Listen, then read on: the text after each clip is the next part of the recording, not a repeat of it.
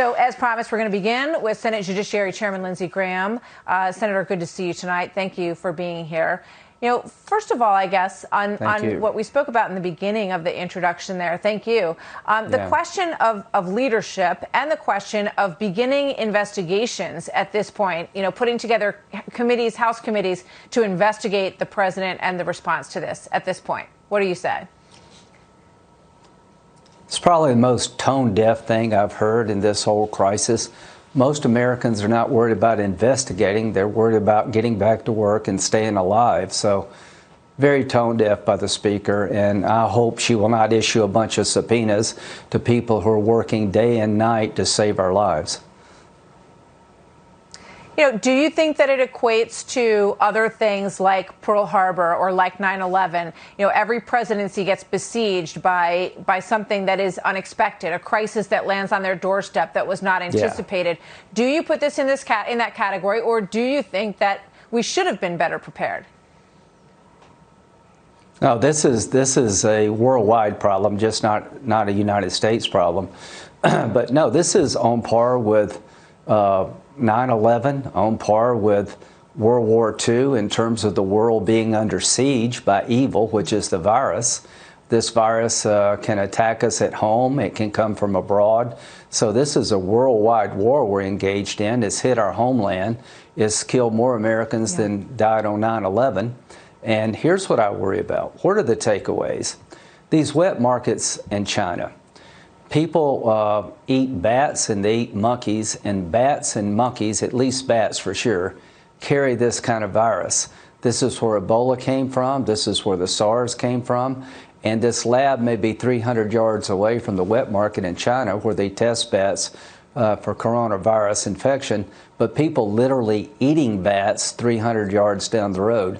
And for this to continue is an outrage, and Dr. Fauci said the world should ostracize every country that allows exotic animals like monkeys and bats to be intermingled with the food supply and near humans.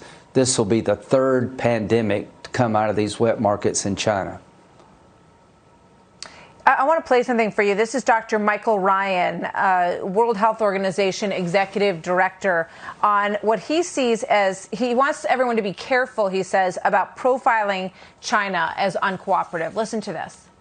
I think we need to be very careful also not to be profiling certain parts of the world as being uncooperative or non-transparent. We need to be balanced in that, and we need to recognize that systems under pressure find it hard to share everything on a minute-to-minute basis. What's your reaction to that, sir? That's ridiculous when it comes to China. They have a pattern of withholding information from their own citizens, not allowing their citizens to communicate. Look what they did in Hong Kong. No, they underreported this. China has a bad history. And what am I asking? I'm going to have Senator Coons and Senator Booker and myself are going to write to the World Health Organization and to the Chinese ambassador asking them to shut down the wet markets. How many times do we have to go through this before we change our behavior?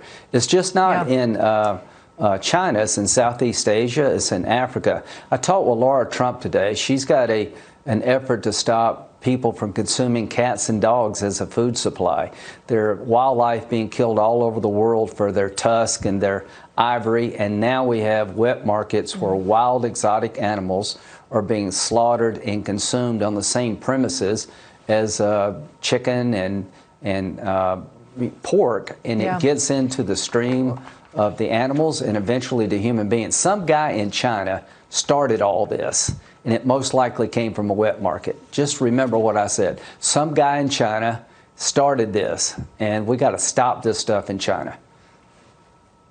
So, you want to write to the trade representative, you want to, write this letter. What do you say to President Trump about this? And should it be, our other relationships be contingent upon this? Because everyone was told in the world that these were shut down, and then slowly but surely they all started to reopen. So how many times are we going to go through this routine? Well, 16% of all deaths in the world are infectious diseases, and about 60% of them come from animal to human transmission. So what Laura Trump is trying to do is bring attention to the fact that people eat cats and dogs throughout the world as part of their diet. We need to stop that. It's the 21st century. What I would tell President Trump is to call up President Xi and say, listen, you just reopened the wet market in Wuhan where we believe all this came from. Crack down on bringing exotic and wild animals into these wet markets where they contaminate the food supply and human beings. Bats carry this stuff, and they literally eat bats. Stop eating bats. Well, and they do tests on bat viruses in the lab that is not far from this area as well. And there's some speculation and reporting coming from the Washington Post that suggests that it could be from either one of those situations. Before I let you go, I want to ask you one more question on a different topic. And that has to do with your call for a national shelter in place. Some of the people who watch this, epidemiologists, say, you know, we need to go that final step. We need to do a national shutdown for 2 weeks, and it will make a big difference, they believe. Why aren't we doing that? Well, the president said today it's up to governors. My governor here has put a long list of non-essential businesses to be closed. We've stopped elective surgery, so we'll have more hospital beds for the coronavirus. But we've had 1,700 cases in South Carolina, I think 34 people. We've had about 1,000 cases in the last week. So Alabama just did a shelter in place, a safer at home policy. I just think for a couple of weeks we need to be all in. We know that if we'll stay away from each other, it will slow down infections, and 100,000 to 240,000 of us won't die. We're trying to buy time until we get So do you think the president should do that? The virus. Do you? I think the president doesn't have the legal authority unless Congress somehow acted. But I would suggest that the president suggest that the policies in California and Washington have served us well.